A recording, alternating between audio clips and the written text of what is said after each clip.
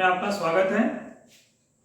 जैसा कि पिछले वीडियो में मैंने बनाया था नंबर सिस्टम पढ़ा रहा था, तो वहीं से आगे बढ़ते हैं बिना कोई बात बनाए। तो उसमें फर्स्ट स्टार्ट किए थे हम लोग नेचुरल नंबर से। काउंटिंग की जो संख्याएं हैं 1 से लेकर 1, 2, 3, 4, 5 एंड सो ऑन, ये नेचुरल नंबर हुआ। उसमें जीरो शामिल कर लिया तो 0, 1, 2, 3, 4 एंड सो ऑन, ये हो गया होल नंबर। और इसके बाद उसमें क्या था कि होल नंबर के बाद अब क्या बच गया, तो निगेटिव नंबर्स बच गए थे। तो निगेटिव नंबर्स जब बच गए तो हमने बताया कि जो तीसरे तरह की संख्या है वो है इंटीजर।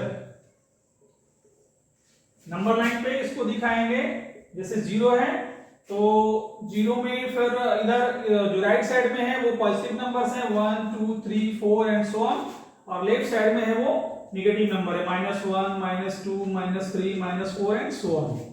ठीक है, तो जैसा कि बताया था ब्रैकेट के पर्पस से इसको क्या लिखेंगे, ये लेफ्ट साइड से भी ओपन है क्योंकि इधर कोई इसका लिमिट नहीं है।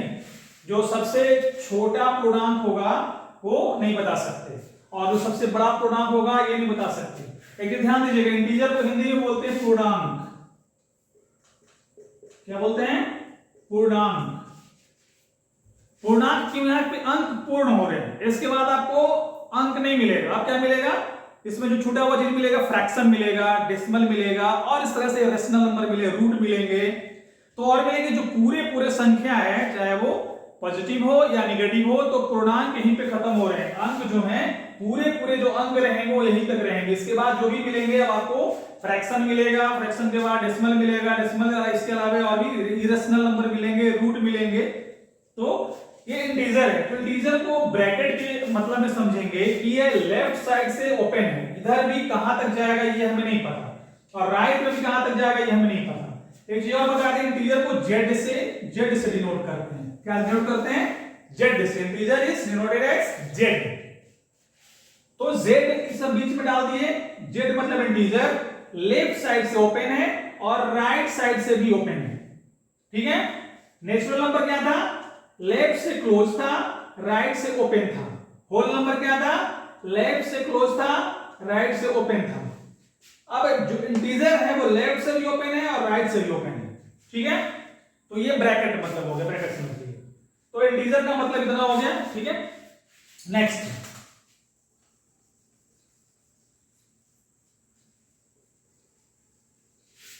अब इंटीजर के बाद आगे आ रहे हैं। इंटीजर के बाद जो नेक्स्ट आ गया, क्या बच गया? अंक तो पूरे हो गए, जो डिजिट हैं कंप्लीट हो गए। अब आगे इसमें फ्रैक्शन छूट रहा है। फ्रैक्शन मतलब कि अब हम शामिल करेंगे कि इंटीजर के बाद आता है जो हमारा नंबर है वो रेशनल नंबर है।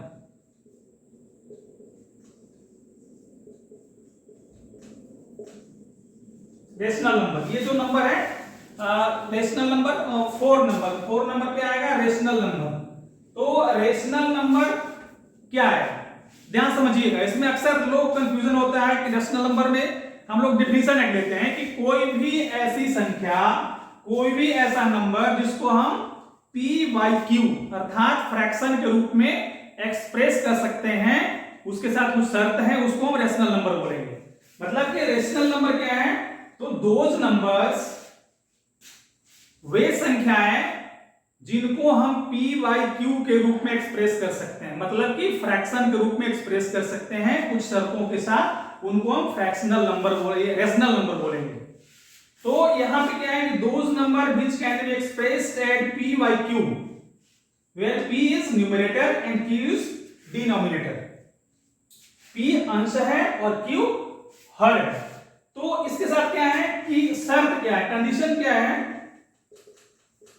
कंडीशन 2 है। जनरली 2 कंडीशन है। जनरली क्या करते हैं लोग, सिर्फ एक कंडीशन को ध्यान में रखकर दूसरा को छोड़ देते हैं। पहला कंडीशन क्या है कि q is not equal to 0, और दूसरा कंडीशन क्या है कि p and q must be integer.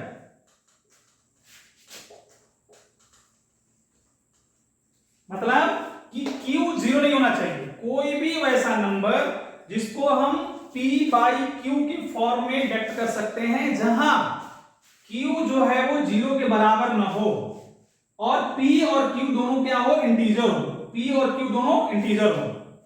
ठीक है, डिस्कस कर लेते हैं जरा सा, क्यों जीरो क्यों नहीं हो, क्योंकि किसी भी नंबर, मान लो कोई नंबर हम 2 लेते हैं, सपोज 2 है तो 2/1 कर दिया, ठीक है। तो 2 जो है ये 2 हमारा क्या था, ये सब में था, रेशनल में, नेचुरल में भी था, होल में भी था और इंटीजर में भी था। तो 2 है, 2/1 करेंगे, इसका वैल्यू 2 ही रह गया, मतलब कि 2 एक ऐसा संख्या है जिसको हम p/q के रूप में व्यक्त कर सकते हैं, जहां 1 जो है 0 के बराबर नहीं है और दोनों इंटीजर है। तो 2/1 मतलब 2 क्या है, ये एक रेशनल नंबर है, रेशनल नंबर, ठीक है, रेशनल नंबर हो गया। तो यहां पे ये भी ध्यान देने वाली बात है कि अगर इसको नहीं समझेंगे, p और q मस्ट बी इंटीजर, अगर p और q इंटीजर अगर नहीं समझेंगे तब तो √2 है, सपोज √2 कोई नंबर है तो √2 को भी √2/1 कर देंगे तो ये भी रेशनल हो जाना चाहिए, लेकिन नहीं, ये रेशनल नहीं है, ये क्या है, रेशनल नहीं है। √2/1 रेशनल नहीं, चूंकि √2 क्या है, ये इंटीजर नहीं है, क्या है, इंटीजर नहीं है, और 1 तो ठीक है। तो रेशनल नंबर का डिफिनेशन ये हो गया कि कोई भी ऐसी संख्या जिसको हम p/q के रूप में व्यक्त कर सकते हैं, जहां पे q 0 न हो और p और q दोनों इंटीजर हो। q 0 न हो इसलिए कि किसी भी संख्या को हम 0 से डिवाइड करेंगे, 0 से डिवाइड करेंगे तो ये अनडिफाइंड होता है, इसको इंडेफिनिट भी बोलते हैं, मतलब किसी संख्या को हम 0 से डिवाइड नहीं कर सकते। किसी भी चीज को 0 पार्ट में डिवाइड कैसे कर सकते हैं, कर ही नहीं सकते हैं। कोई एक पार्ट पूरा पूरा है, एक पार्ट 2 पार्ट में, उसका किसी पार्ट में कोई पार्ट तो होना चाहिए ना डिवाइड करने के लिए। तो डिवाइड करने के लिए अगर कोई चीज नहीं है तो 0 डिवाइड ही नहीं कर सकते, मतलब ये अनडिफाइंड है, दिस इज अनडिफाइंड, ठीक है। तो ये रेशनल नंबर हो गया। तो आप देखिए क्या क्या चीज आ गया नंबर सिस्टम में, हम देखिए नेचुरल नंबर आ गया, होल नंबर आ गया, इंटीजर आ गए, अब इंटीजर के बाद भी आ गया रेशनल नंबर। रेशनल नंबर का मतलब कि इसमें फ्रैक्शन शामिल हो गया, सब फ्रैक्शनल नंबर, फ्रैक्शनल नंबर शामिल हो गए। नेक्स्ट बढ़ते हैं,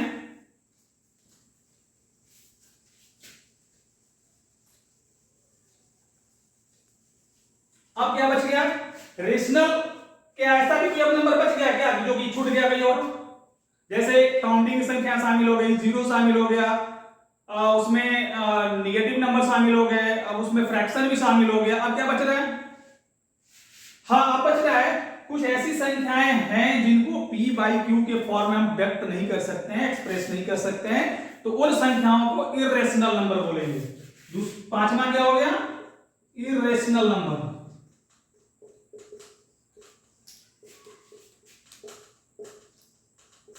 जिनको p/q के फॉर्म में व्यक्त नहीं किया जा सकता है, ये हो गया इरेशनल नंबर। जैसे √2, √3, पाई, √7, इस तरह की संख्याएं जिनका एग्जैक्ट रूट हम नहीं निकाल सकते हैं। ध्यान रखिएगा √4 नहीं होगा, √4 का क्या होगा, 2 हो जाएगा, तो ये +-2 हो जाएगा, तो ये हमारा क्या हो जाएगा, ये इंटीजर हो गया, ये रेशनल नंबर हो गया। तो ध्यान रखना है कि √4 जो है वो नहीं होगा, वैसी संख्या जिनका रूट हम एक्यूरेट नहीं निकाल सकते, जो किसी संख्या का स्क्वायर नहीं है, उसको इरेशनल नंबर बोलेंगे। तो √2, √3, पाई से √7 ये सब क्या हो गए, इरेशनल नंबर हो गए, ठीक है। अब क्या हो गया, फिर से ध्यान समझ लीजिए, natural, whole, integer, rational, irrational, अब आ जाएगा रियल। वैसी संख्या, ये दोनों 2 पार्ट हैं, रेशनल अलग हो गए और इरेशनल अलग हो गए। रेशनल में तो तब तक सब शामिल था, नेचुरल, होल, इंटीजर तक शामिल था रेशनल में, लेकिन इरेशनल जो है वो एक अलग प्रकार का हो गया, जो सिर्फ उसमें वैसी संख्या आएंगी जिनको p/q के फॉर्म में व्यक्त नहीं कर सकते हैं। तो रेशनल और इरेशनल को शामिल कर दीजिए, तो वो जो समूह बनेगा वो हो जाएगा रियल नंबर का।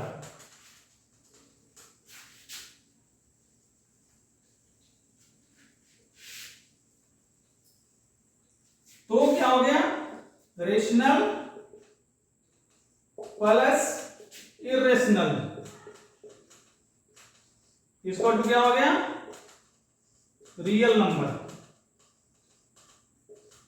तो रियल मतलब क्या है कि जो संख्या है, वास्तव में संख्याओं का सबसे बड़ा समूह क्या है, वो है रियल नंबर। अब इसके बाद 10th तक कहीं तक पढ़ना है, और इसके बाद एक नंबर और बचता है जो कि आपको 10th के बाद पढ़ना होगा कि रूट अंडर -1 जो है ये डिफाइन नहीं है।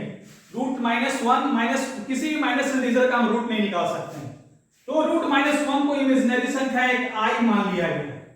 क्या मान लिया गया? आई। यही आई जो है आगे चल के कॉम्प्लेक्स नंबर में बनेगा, कॉम्प्लेक्स नंबर। ये पढ़ना नहीं है फिलहाल, इसको हम छोड़ दे रहे हैं। बस आपकी जानकारी के सिर्फ बता दिया कि माइनस रूट अंडर -1 को आई माना जाता है, और ये जाके कॉम्प्लेक्स इमेजिनरी है, आई मतलब इमेजिनरी, ये कॉम्प्लेक्स नंबर हो जाएगा। तो ये संख्या सबसे बड़ा क्या हो गया? Real number. रियल नंबर में सब शामिल हो गए, नेचुरल भी शामिल हो गए, होल शामिल हो गए, इंटीजर शामिल हो गए, रेशनल, इरेशनल। तो the biggest family of number is real number. ठीक है, तो इंट्रोडक्शन ऑफ रियल नंबर यहाँ पे ये जो है आपके लगभग सारे नंबर खत्म हो चुके हैं इसमें, जितने तरह का नंबर है। अब हम एनसीईआरटी से, देखिए एनसीईआरटी बुक है, अब एनसीईआरटी में जो है इसके आगे पढ़ाएंगे। अब कुछ आएंगे हम लोग, अभी तो थ्योरी में इतना ही हो गया, अब इसमें हम पढ़ाएंगे जो प्रैक्टिकल कुछ प्रॉब्लम्स आएंगे, प्रैक्टिकल प्रॉब्लम पढ़ाएंगे। जैसे एक चीज बता दे रहे हैं, बस सिर्फ इसको समझ लीजिए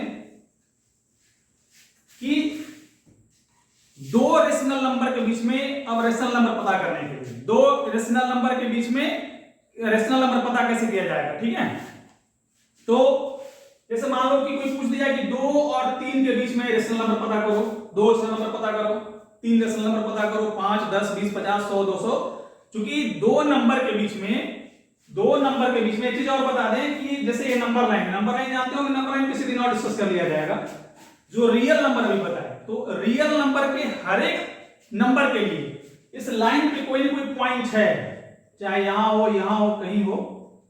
नंबर लाइन पे रियल नंबर के लिए कोई ना कोई पॉइंट है, मतलब उसको रिप्रेजेंट करेगा।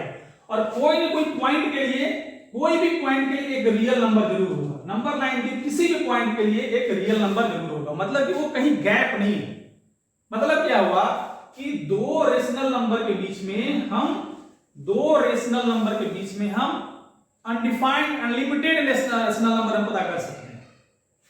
यहां पे क्या पता है, जैसे 2 और 3 के बीच में, तो हम लोग जानते हैं कि इसको सिंपल अगर दिखाना हो, मान लीजिए 2 पता करना हो, सपोज दैट कि इसमें 2 नंबर फाइंड करिए। ये क्वेश्चन 1 है, फाइंड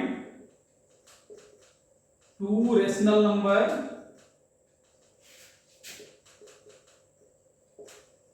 बिटवीन 2 and 3। तो जब 2 रेशनल नंबर पता चलना है, तो हम लोग जानते हैं सीधे सीधे कि सपोज दैट 2 और 3 है, तो 2 + 3 कर दो। क्या करना है कि दोनों को जोड़ दो, 2 + 3 बटे 2 कर दो, तो इसके बीच का नंबर पता चल जाएगा, इसके बीच का नंबर पता चल जाएगा। क्या होगा, जैसे पहला नंबर हमको पता चल गया 2 + 3/2, मतलब ये हो गया 5/2। ठीक है, एक ही चीज हो गया। दूसरा अगर पता करना हो तो फिर हम इसके और इसके बीच में निकाल लें, मतलब कि 2 और 5/2 के बीच में निकाल लें। ये कैसे हो जाएगा, 2 + 5/2 / 2, मतलब 2 2 क्या हो जाएगा यहाँ पे 4 + 5/2 2 4, दैट मींस 9/4। ये समझ लिए, 2 + 5/2 / 2, ये दोनों को बीच में निकाल लिया तो 9/4। तो एक नंबर हमको मिल गया 5/2, दूसरा नंबर मिल गया 9/4। तो 2 और 3 के बीच में दो नंबर मिल गया 5/2 और 9/4। तो ये लिमिटेड अगर है, कोई पूछ रहा हो 1 नंबर, 2 नंबर या 3 नंबर, तो इस तरह से हम a + b/2 करके निकाल देंगे। क्या होगा फार्मूला, जैसे अगर इस तरह का नंबर हो तो a + b/2 करके निकाल देंगे। ठीक है, लेकिन नेक्स्ट आ रहा है,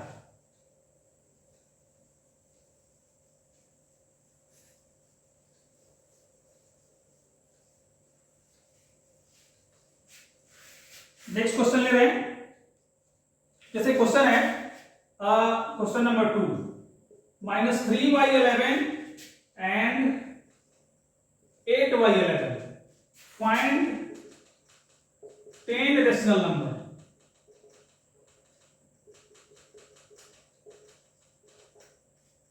-3/11 और 8/11 के बीच में 10 रेशनल नंबर पता करना है। तो जब इस तरह के क्वेश्चन आएंगे, हो सकता है ये अभी तो यहाँ पे क्या है, इसके जो हर है बराबर है, डिनोमिनेटर जो है वो इक्वल है। अगर डिनोमिनेटर इक्वल ना भी रहे तो क्या करेंगे, उसको बताते हैं। अभी क्या करना है कि इसको 10 नंबर पता करना है, तो बार बार 10 बार a + b/2 a + b/2 करना थोड़ा टफ चीज है। हम लोग क्या करेंगे, इक्विवेलेंट फ्रैक्शन पे जाएंगे। इक्विवेलेंट फ्रैक्शन समझते हैं, जैसे 1/2 है, इसके न्यूमरेटर में कोई नंबर से मल्टीप्लाई कर दो और डिनोमिनेटर में कोई नंबर से, सेम नंबर से मल्टीप्लाई कर दो। न्यूमरेटर में एक नंबर से मल्टीप्लाई करो और उसी नंबर से डिनोमिनेटर में मल्टीप्लाई कर दो, तो ये हमारा आएगा, वो हमारा होता है इक्विवेलेंट फ्रैक्शन। ठीक है, तो इक्विवेलेंट फ्रैक्शन क्योंकि 9th क्लास का क्लास है, कुछ और बेसिक क्लासेस लेंगे जहां पे हम और फर्दर जो इनिशियल और जो आ रहे हैं इक्विवेलेंट फ्रैक्शन आ रहे हैं और भी जिस तरह से आ रहे हैं वो हमको एक्सप्लेन करना पड़ेगा। एक्सप्लेन करेंगे, अगर समझ में नहीं आ रहा हो तो आप कमेंट करेंगे हमारे इनबॉक्स में या वो YouTube पे जो भी नीचे कमेंट में आप कमेंट करेंगे। हम इसके आगे पढ़ा रहे हैं कि 3/11 और 8/11 दोनों के बीच रेशनल नंबर कैसे पता करेंगे। तो इसके और उसके बीच में कितना अंतर है, 8 और 3 11, हमको 10 पता करना है। तो सिंपल है, 10 तो दिख ही रहा है हमारा। इसके आगे क्या करेंगे, ध्यान रखिएगा, गड़बड़ मत करिएगा। गड़बड़ ये हो जाता है कि -3 इधर है तो -4 लिखेंगे तो इधर चला जाएगा, बाहर चला जाएगा। हमको क्या करना है, -3 और इधर सपोज ये 8 है तो इसके बीच का नंबर लिखना है, ये ध्यान रखना है। -4 नहीं जाना चाहिए, क्या आएगा यहाँ पे, -2 -1 0 1 2 3 ऐसे करके एंड सो ऑन। ठीक है, तो ये क्या नंबर हो जाएगा, देखिए -2/11 -1/11 0/11 मतलब 0, फिर 1/11 2/11 3/11 4/11 5/11 6/11 7/11। क्या हो गया, 1 2 3 4 5 6 7 8 9 10 नंबर हो गए। तो ये 3/11 और 8/11 के बीच में 10 रेशनल नंबर हमको मिल गया। ठीक है, तो इस तरह का जो है ये हमारा 2 रेशनल नंबर के बीच में रेशनल नंबर प्राप्त करने के तरीके हो गए, है ना। अब जितना आपको जरूरत पड़ेगा, एक क्वेश्चन और यहां पर सॉल्व कर दें, उसके बाद